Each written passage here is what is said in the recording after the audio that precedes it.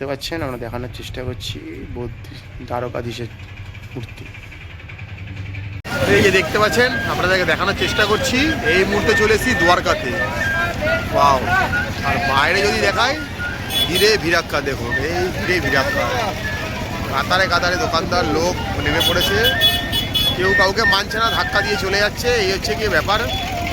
এখানে শু স্ট্যান্ড আছে জুতো রাখার, আর ওইদিকে গিয়ে পুজো দিতে হবে।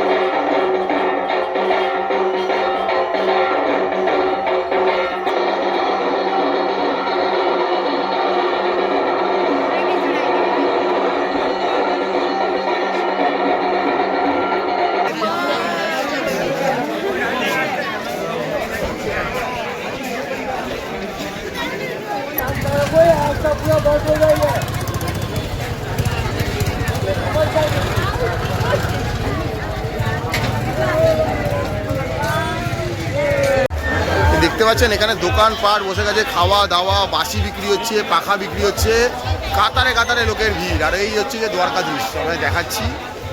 এই যদি দেখাই, ভেতরে তো মোবাইল অ্যালাউ করা যাচ্ছে না, তো এখান থেকে দেখুন দ্বারকাধীশ পতাকা উঠছে, দিনে দুবার করে ধ্বজা পরিবর্তন হয়, সেটাও ভিডিও দেখানোর চেষ্টা করছি আমি। এখানে দেখতে পাচ্ছেন। আর এইখানে কিন্তু শু কাউন্টার রয়েছে, ব্যাগ কাউন্টার রয়েছে এবং মোবাইল কাউন্টার। কোনো জোর জবরদস্তি নেই, আপনি যা দেবেন সেটাই ওরা নেবে, খুশি হয়ে। সেটা 5 টাকা 10 টাকা যাই হতে পারে। আর এদিকেও লকার রয়েছে, সেখানে পয়সা দিয়ে লকারে রাখতে হবে। এটা কিন্তু মানে মন্দির কর্তৃপক্ষের ফ্রি অফ কস্ট। এই হচ্ছে গিয়ে দ্বারকাধীশ মন্দির, এই মুহূর্তে রয়েছি। আর চারদিকে দেখুন, পরিবেশটা দেখুন, হই হই হই করছে, সব ফাটাফাটি অবস্থা। এই মুহূর্তে রয়েছি দ্বারকাতে আমরা। 4 ধামের 1 ধাম বিষ্ণুর আমরা দ্বারকাধীশকে দর্শন করছি এখান থেকে। এই মুহূর্তে ফাটাফাটি লাগছে। এই দেখতে পাচ্ছেন, দিনে 2বার 3বার কিন্তু ধ্বজ বদল করা হয়, ঠিক আছে। আমরা কিন্তু পুরীতে দেখি দিনে একবারই বিকালবেলা ধ্বজ বদল করা হয়, বাট এখানে কিন্তু 2বার 3বার ধ্বজা বদল করা হয়। এখন কিন্তু দেখুন, ওই একটা মানুষ উঠে উপরে ধ্বজা বদল করছে। তো এই মুহূর্তে আপনারা জানেন আমরা রয়েছি গুজরাটে। 4 বিষ্ণু 4 ধামের 1 ধাম এটা বলতেই পারেন। তো এইটাকে কেন ধাম বলা হচ্ছে সেইটা আবার একটু ম্যাডামের মুখে শুনে নিন। ম্যাডাম একটু আপনার সামনে বলার চেষ্টা করছে।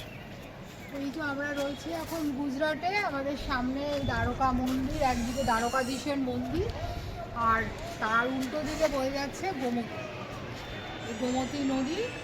তো দ্বারকাধীশের যে মন্দির, একদিকে গোমতী নদী, আর আরব সাগরের পৃষ্ঠদেশে মানে পাদদেশে অবস্থিত। তো এই দুয়ের সমন্বয় হচ্ছে এইখানে দ্বারকাধীশের মন্দির। দ্বারকাধীশ স্বয়ং ভগবান শ্রীকৃষ্ণ, তিনি একটা সময় মানে ব্রজে তার মামা কংসকে পরাস্ত করে তিনি তার সমস্ত মানে ওখানকার যাবতীয় নাগরিকদেরকে নিয়ে এখানে এসেছিলেন। এই দ্বারকাতে এসে রাজ্য স্থাপন করেছিলেন। যদিও এইখানে দ্বারকার রাজ্য যে স্থাপন করেছিলেন তার মূল চালিকা শক্তি ছিলেন ভগবান শ্রীকৃষ্ণ, কিন্তু এই যে দ্বারকা রাজ্য, এই দ্বারকা রাজ্যর মানে অফিসিয়ালি অ্যাকচুয়ালি যে রাজা ছিলেন তিনি ছিলেন তার পিতামহ রাজা উগ্রসেন। যাই হোক, এই যে মন্দিরটা যেটা আমরা দেখতে পেয়েছি এখানে দ্বারকা, যে বর্তমান যে মন্দিরটা রয়েছে, এটা 2500 বছরের পুরনো মন্দির। এটা বহুবার এই মন্দিরের ওপর বৈদেশিক শত্রুর আগমন হয়েছে। এই মন্দিরের ওপর বহুবার বৈদেশিক হানা হয়েছে, আর বহুবার এই মন্দিরটি সংস্কার হয়েছে। তবে প্রথম যে মন্দিরটি যে নির্মাণ করে সেটি করেন শ্রীকৃষ্ণের একদম মানে একেবারে গ্রেট গ্র্যান্ড চিলড্রেন, তিনি ছিলেন বজ্রনাভ। তিনি প্রথম এই মন্দিরটি নির্মাণ করেন। তবে সময়ের সাথে সাথে মন্দিরটি ধ্বংস হয়েছে, যে আবারও বলছি বহুবার সংস্কার করা হয়েছে। আর এই মন্দিরটি আমাদের হিন্দুদের বিভিন্ন ধর্ম গ্রন্থে কিন্তু এই মন্দিরটি সম্বন্ধে উল্লেখ আছে, এই দ্বারকা নগরী সম্বন্ধে উল্লেখ আছে। শুধু ভারতবর্ষ নয়, সারা বিশ্বের ইতিহাসে যে কটা প্রাচীন শহর আছে, যেমন উজ্জয়িনী, কাশী, তার মধ্যে এবং দ্বারকার নামও কিন্তু অবশ্যই একটি গুরুত্বপূর্ণ নগরী। প্রাচীন সারা বিশ্বের যত নগরী আছে তার মধ্যে এক গুরুত্বপূর্ণ নগরী হচ্ছে এই দ্বারকা নগরী।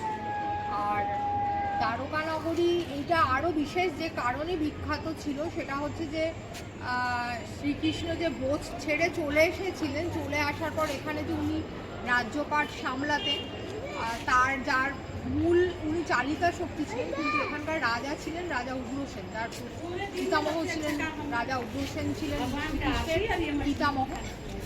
আর এখানে উনি রাজ্যপাট চালাতেন, বলা যেতে পারে কাছারি বা দপ্তর বলা যেতে পারে। কিন্তু এখান থেকে উনি শেষ পর্যন্ত ওনার আবাস গৃহ ছিল হচ্ছে ভেটদ্বারকা, যেখানে নাকি সমুদ্র পেরিয়ে যেতে হয়। আর এখন আগে যেটা আমরা বোটে করে যেতাম, এখন আমাদের ভিডিওতে আপনি দেখেছেন নিশ্চয়ই, ভেটদ্বারকার ভিডিও অলরেডি আমাদের এতে রয়েছে চ্যানেলে। ভেটদ্বারকায় সেখানে সারাদিনে সমস্ত রাজ্যের কাজকর্ম সারার পর ভেটদ্বারকাতে ভগবান শ্রীকৃষ্ণ যেতে বিশ্রাম নিতেন, সেখানেই তার পাঠরানীরা থাকতেন, সেখানেই তিনি বিশ্রাম নিতেন। ও বিউটি বিউটি, গোলাপ ফুলের নিয়ে পড়লো একেবারে, সেরা সেরা। এই যে আপনাদেরকে দেখাচ্ছি দ্বারকা মন্দিরের চূড়া, এটা 43 মিটার উঁচু। আর এই চিত্তাকর্ষক চূড়াটির ওপরে যে কাপড়টি রয়েছে, যে দ্বারকার যে ধ্বজ, এটাই হচ্ছে 52 গজের কাপড় দিয়ে তৈরি পতাকা, যার পেছনে আরব সাগরের মৃদু বাতাস উড়ে বেড়ায়।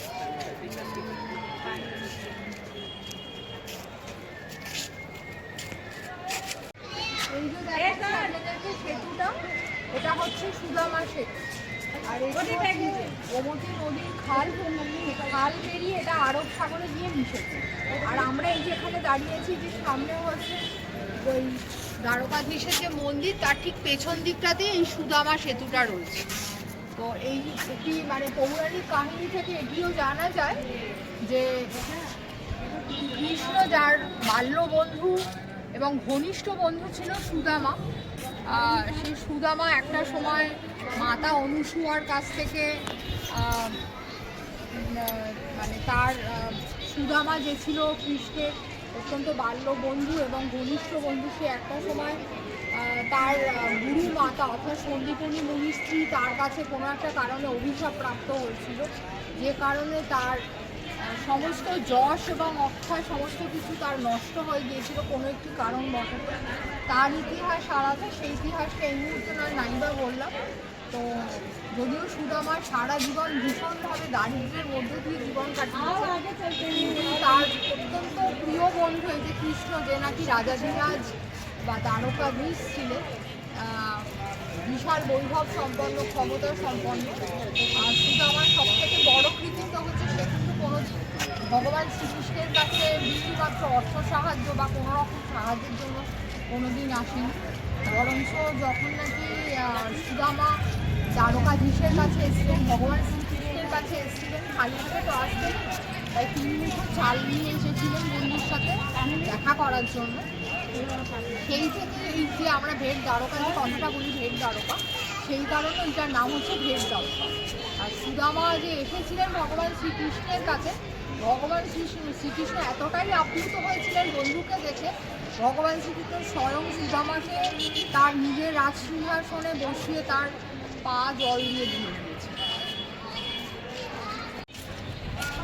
আমরা রয়েছি দ্বারকায়, স্বয়ং ভগবান শ্রীকৃষ্ণ, যিনি নাকি দ্বারকাধীশ নামে পরিচিত।